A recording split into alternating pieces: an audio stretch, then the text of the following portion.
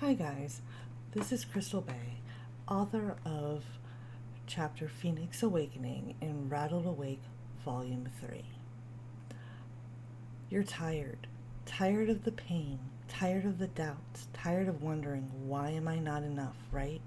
I know because I've been there. I can tell you this, you are enough and it's not your fault. You did nothing to deserve to be treated like this.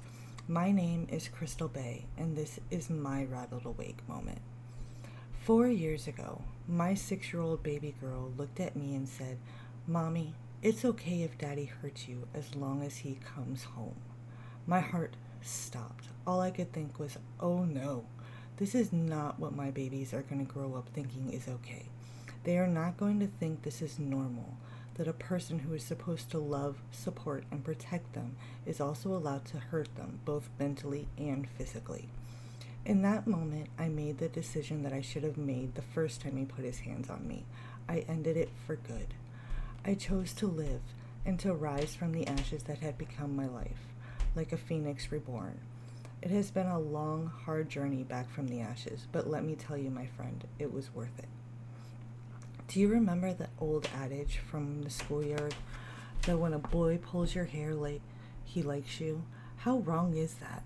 It teaches us that it's okay to be abused because it shows that they love you, and when that is the furthest from the truth. When you love someone, I mean truly love them, you want to protect them from all harm. Now, I'm not saying not to discuss things when they hurt you unintentionally. Every relationship will have ups and downs, and that's normal. I used to tell my ex fighting is not foreplay all the time. He would pick a fight with me, be it verbal or physical or both, and then expect me to be ready to jump into bed after he felt like he made his point. There were even times he would laugh about it to his friends, and even they were like, "Dude, that's not cool." The bad thing was, if I didn't do as he wanted, he would destroy our home. I broke a few things myself to see if it helped my anger and frustration, and found it didn't work for me. All it did was leave me even more to clean up. When I decided to put myself and my girls first, it felt like a huge weight had been lifted from my shoulders, and that there was a light at the end of the tunnel. Yes, I at times felt like a failure as a wife and mother because I wasn't enough to keep him happy, so he cheated, berated, and abused me. But that I wasn't strong enough to make him change was the furthest from the truth. It takes a lot of courage to leave and save yourself and children from an abusive, controlling environment like the one I left. You feel like you're alone and no one will understand what you went through.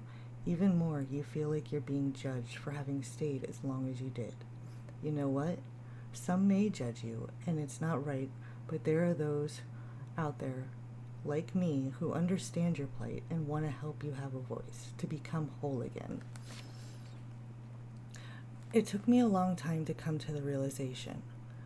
In fact, it was in a support group that I was given the opportunity to finally have a voice.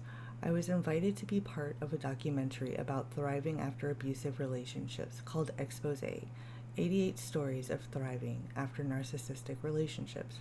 By taking part in that, I finally found a voice. I no longer felt like I was being silenced. The song "This Is Me" from the movie The Greatest Showman empowered me to be happy with who I am.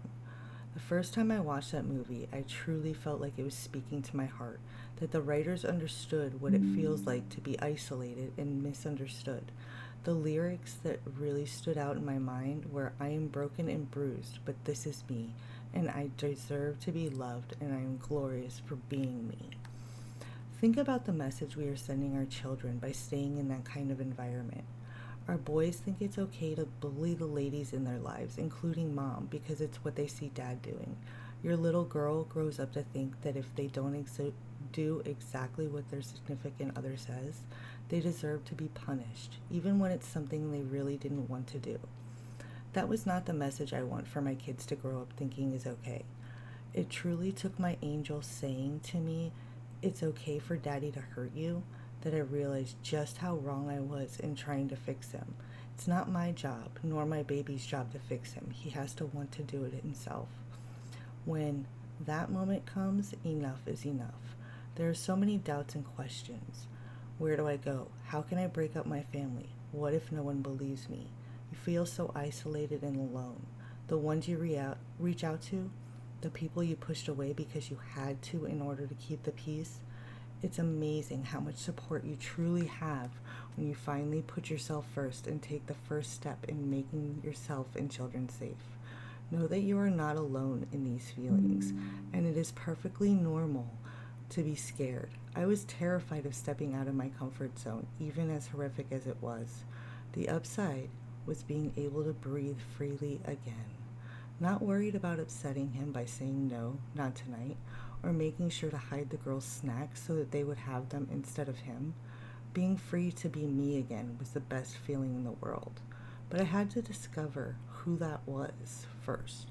In doing that, I truly became free. I could laugh again and play again with the knowledge that now I am free to make mistakes and learn from them in a healthy, normal way.